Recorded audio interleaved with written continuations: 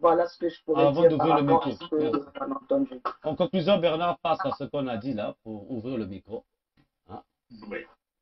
Bon, ben, mais ça m'a vraiment fait plaisir quand j'ai entendu la sœur Olga amener tout ce que nous avons entendu dans le contexte de la médecine. Hein. Mhm. Nous avons un bras cancéreux qui est pourri, donc pour éviter que les autres cellules du corps soient infectées, ce que l'on fait, c'est qu'on passe à l'ablation même hein, du cancer ou l'ablation du bras. Donc, ce que vous devez comprendre ici, en écoutant tous ces témoignages, ça nous donne quoi? Les mêmes opérations, les mêmes techniques, et cet homme est toujours là, celui qu'on a appelé le plus malin, hein, comme vous avez entendu. Il a été un plus malin que nous.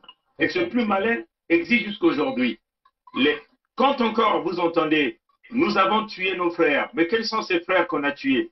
Ce sont quelques ngalas qu'on a tués pour, entre guillemets, éviter une guerre civile. Hein, vous l'entendez. Parce que l'objectif de Sassou, parce que le plus malin, c'est Sassou éventuellement.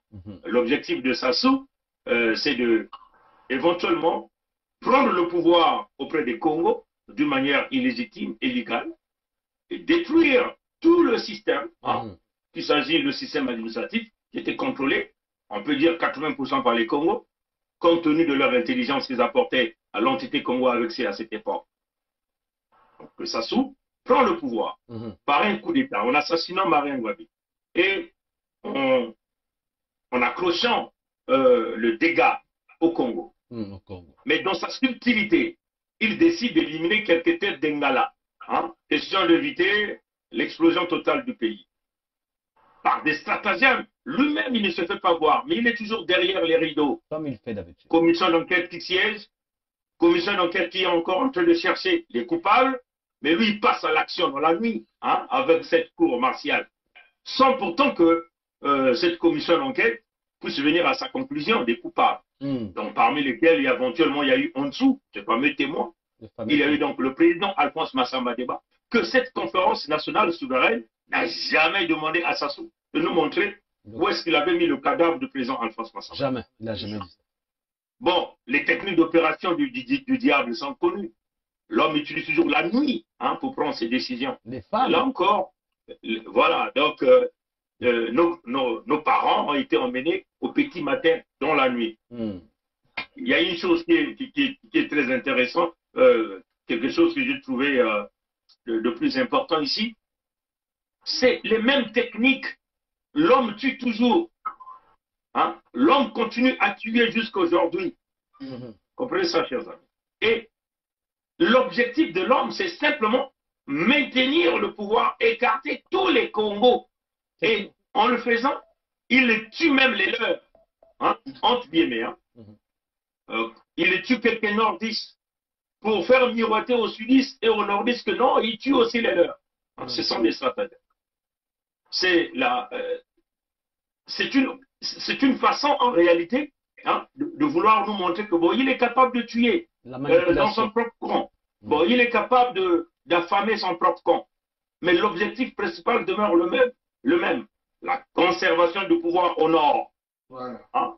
Et ces techniques continuent jusqu'à aujourd'hui. Jusqu'à aujourd'hui, la preuve de Nsourou. On écoute un peu cet extrait de Nsourou là, par exemple. Voilà. Ce que Nsourou disait.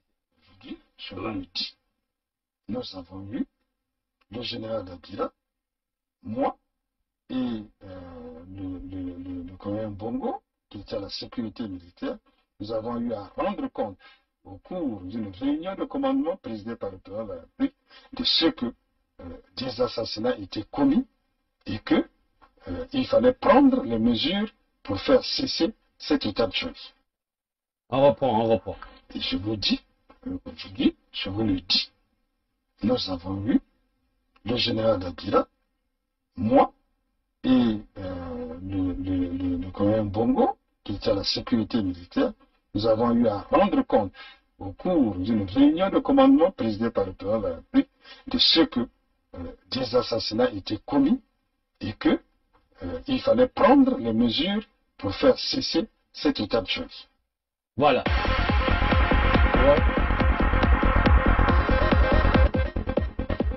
Voilà.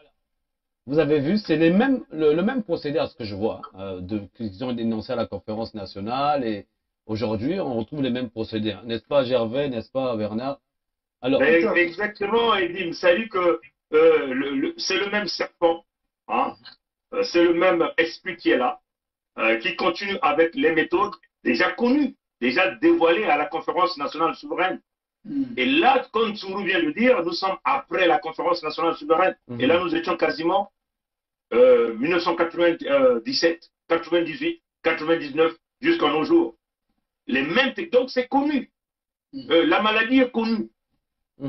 Et ce serpent opère avec une forte complicité dans la partie nord et quelques gens au sud Congo. ah, ça, On protège toujours le même individu, comme déjà Ngakala Michel l'a dit clairement. Dans notre mur Facebook, nous l'avons mis même dans YouTube. Nous l'avons protégé et lui, il continue de nous protéger. Et quand on parle de la protection, il s'agit des crimes de sang, des crimes financiers. Et ce même serpent est protégé par les Blancs, je dis ici les Français, et une magouille dans le système que nous appelons des loges franc-maçonniques. Donc le serpent est allé se cacher dans les loges franc-maçonniques en détruisant la réputation même des loges franc-maçonniques.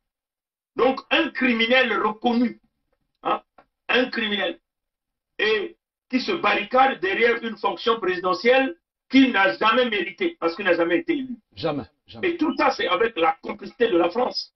Sans oublier les sudistes. En plus, il y a une chose qui est très importante en écoutant les témoignages. Quand vous écoutez Maître Okoko dire, ben, ils sont allés chercher des Aïrois, voilà, des étrangers, c'est ce qu'il dit, hein, oui. pour venir saccager, piller sa maison. Ce sont les mêmes techniques que ce serpent emploie jusqu'aujourd'hui. Il est allé chercher les Angolais, l'armée angolaise, il le dit lui-même, que l'armée angolaise nous a livré les armes sont parties de Luanda, l'armée angolaise est encore dans le pays. Comprenez? Il est allé chercher des Rwandais aujourd'hui qu'il est en train de donner nos terres au sud Congo, mes chers. Il est allé chercher les Aïrois. Pour voter même. Il est allé chercher les Tchadiens. Les Centrafricains. Vous comprenez ça? Donc, nous, on a saisi le problème. Hein. On a dit, il y a un cancer qui gangrène l'entité Congo avec C, et il y a une complicité. Une grande partie qui sont dans le fameux parti du Nord, qui détruit, et qui participe dans ces crimes de masse, dont l'intention manifeste d'exterminer, nous, les Kémites, avec le fameux projet que le professeur Obenga lui a donné, l'égyptologue, donc leur philosophe, dans la transmutation de l'Égypte antique kémite en Égypte, le Coderme. Donc, la transmutation du Sud-Congo, de Congo originel, au Congo d'origine Moshi. Hein, c'est comme ça, entre guillemets, Congo d'origine Moshi. Parce qu'ils sont en train de nous substituer. Ils prennent même notre identité. En changeant leur nom. Vous comprenez ça? Des Moshi qui s'appellent maintenant Malonga. On en a vu, hein.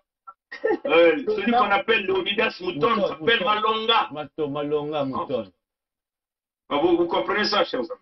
Donc la problématique, elle est grande.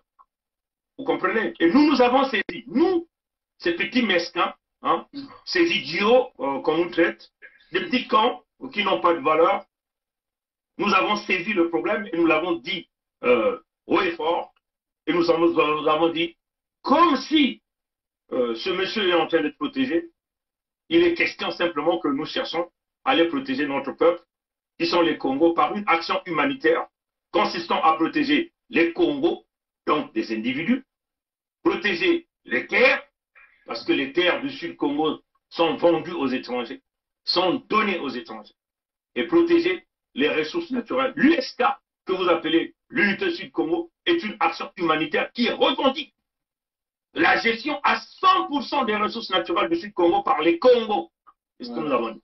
Parce qu'on ne peut pas accepter que les Mossi viennent nous tuer et prendre nos ressources naturelles. Non, pas du tout. Mais c'est ce qu'ils font. Et nous avons dit clairement que si vous êtes du Sud-Congo et vous prenez un autre chemin qui n'est pas celui de l'USK, vous êtes un traître. C'est ça. Il n'y a pas deux chemins. Mais oui. Vous devez vous aligner. C'est tout. Quel que soit votre rang. Papa, jeune, bébé, maman, oncle, politicien, ingénieur, docteur, Oui, l'USK, c'est pour les populations du Sud-Congo. Vous devez vous aligner. Ne nous venez pas avec plusieurs discours parallèles. Il n'y en aura pas. Nous sommes prêts à fustiger tous ceux qui vont nous proposer un chemin contradictoire ou un chemin contraire. Parce que notre peuple est en voie de perdition. Il faut sauvegarder Dagou. C'est ça. Et c'est cette vision que nous avons posée. Comme l'a dit notre sœur Olga, nous avons saisi, on a fait ce diagnostic, on a retrouvé la maladie. Il faut donc aller soigner cette maladie pour le bien-être des peuples que nous sommes, les Congos. Voilà notre position, mon frère Edim Kaye. Tout à fait, tout à fait.